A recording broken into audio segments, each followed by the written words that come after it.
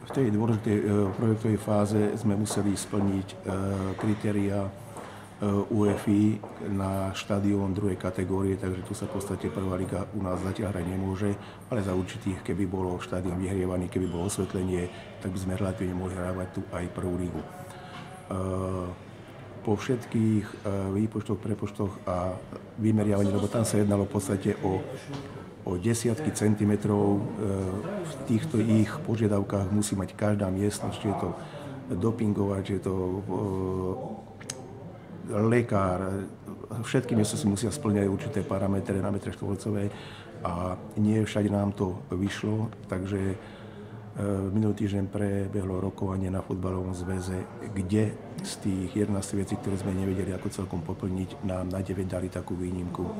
Takže v podstate sa to uzavrelo tým, že náš projekt, návrh projektu splňa všetky podmienky, ktoré vyžaduje UEFA a Slovenský futbalový zväz. A teraz v podstate budúci týždeň by sme mali prikročiť k podpisu zmluvy medzi futbalovým zväzom a technickými službami. A od toho momentu už potom môžeme prakticky začať robiť na futbalovom štadióne. Ďakujem.